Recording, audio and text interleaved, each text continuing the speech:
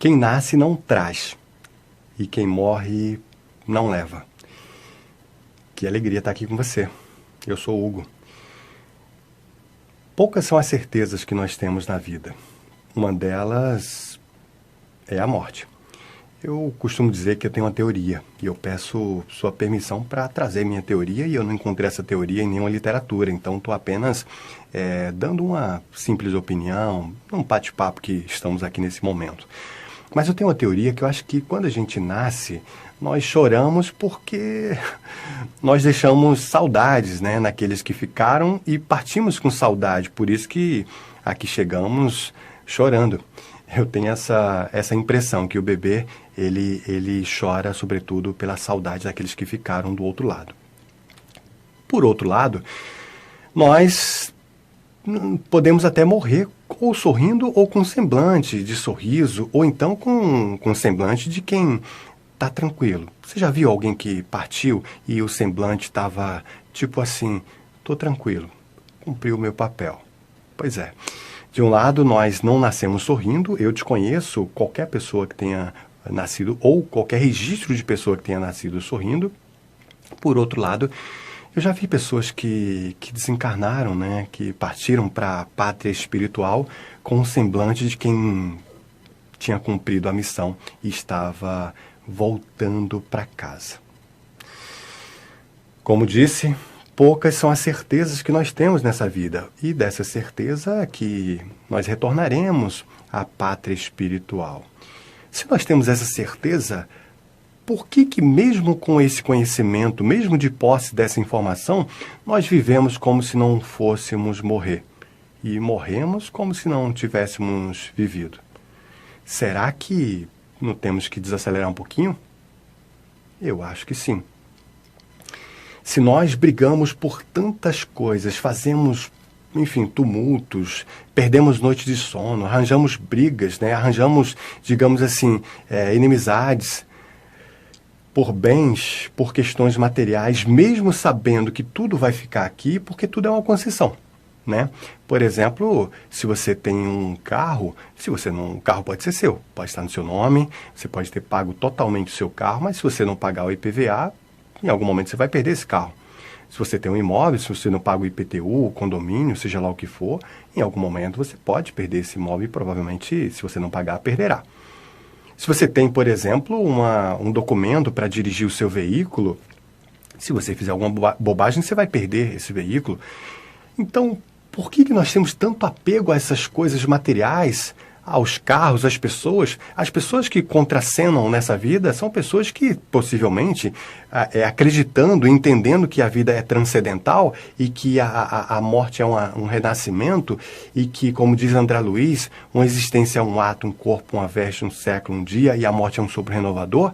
Entendendo isso, nós sabemos que logo, logo estaremos de volta ao teatro da existência, nascer e morrer, morrer e nascer, e assim sucessivamente. E por que nós nos apegamos tanto aos bens materiais? O meu carro, o meu dinheiro, a minha família, a minha mulher, o meu marido, o meu namorado, meu. Olha, é claro que valorizar o que nós temos é importante. Não estamos falando em desvalorização. Pelo contrário, estamos falando em valorização. Mas também não estamos falando em supervalorização. Nós ainda olhamos a vida como se fosse um bordado ao contrário. Quando alguém morre, nós dissemos, perdi a minha mãe, perdi o meu pai. É claro que a saudade machuca. Eu, assim como você, possivelmente, né? Eu acredito que você deve ter aí alguém que você perdeu ao longo da sua vida. Talvez um relacionamento chegou ao fim ou alguém que retornou para a pátria espiritual. Essa dor, ela nos acompanha até o dia do reencontro daqueles que partiram para o plano superior. Mas a verdade é que nós não perdemos. Essas pessoas simplesmente retornaram. Ao invés de cultivar a dor da perda, por que não a gratidão por ter tido? É uma sugestão importante para todos nós. E, por sinal, esse tema já valeria esse nosso encontro aqui hoje.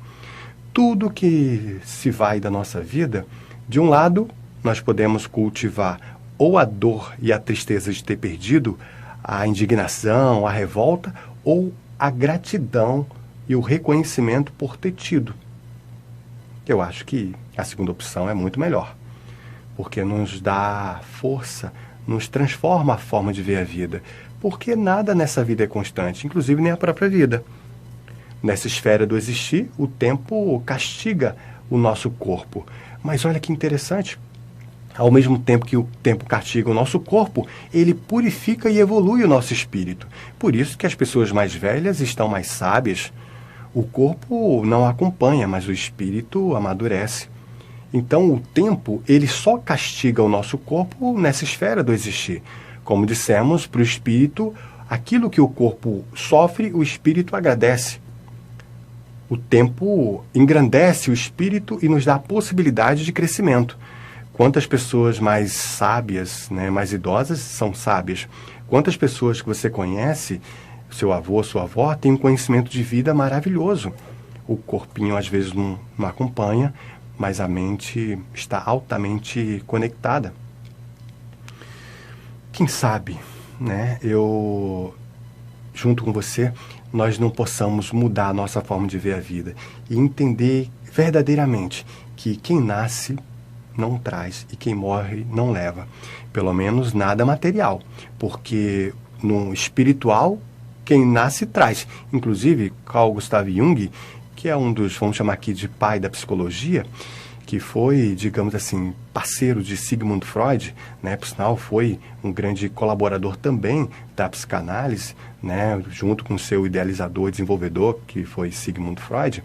Inclusive, eles estudaram juntos, né? Foram contemporâneos na escola do professor Charcot, em Salpêtrière, em Paris.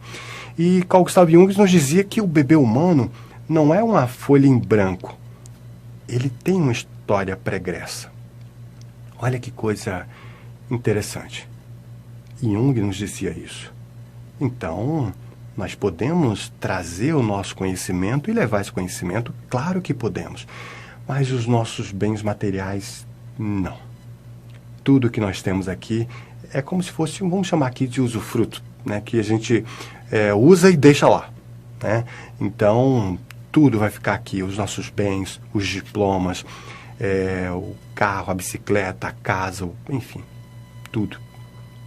Mas o que nós experienciamos, isso vai nos acompanhar.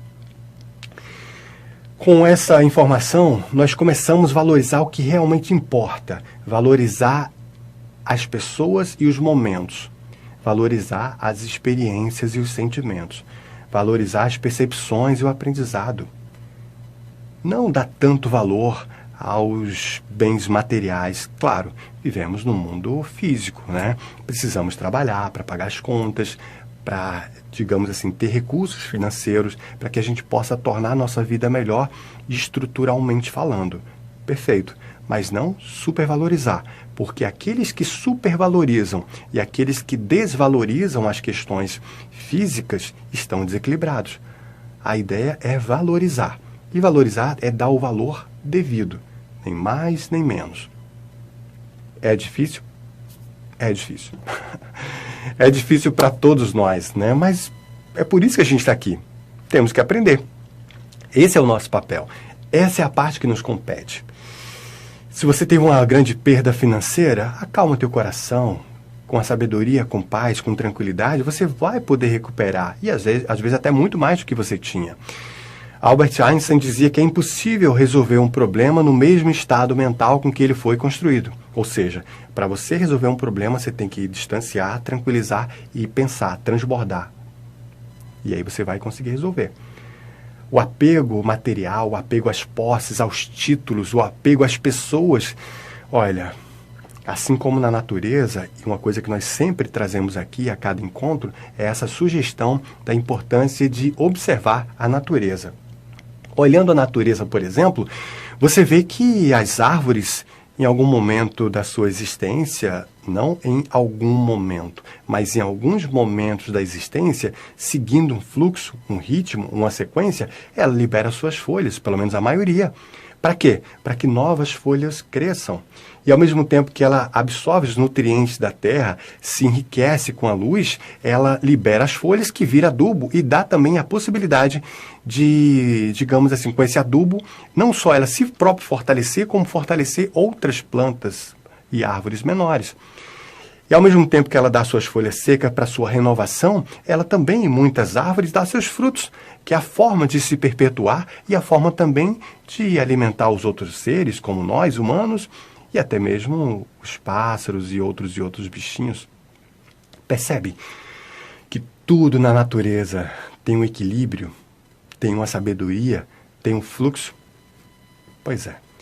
Se nós desacelerarmos um pouquinho, se não estivermos tão preocupados com os pagamentos dos boletos, com as questões da rotina do dia a dia, se nós tranquilizarmos um pouquinho, nós vamos observar essas questões todas. Observando essas questões, nós tranquilizaremos. E tranquilizados que estaremos, nós adoeceremos menos e nossa vida por si só, naturalmente, será muito melhor. É fácil? Não, não é fácil, mas é possível. Ah, Hugo, você me pergunta, então quer dizer que eu tenho que cruzar os braços e deixar meus boletos, minhas responsabilidades? De forma nenhuma. Depois você volta um pouquinho esse vídeo para rever o que nós falamos.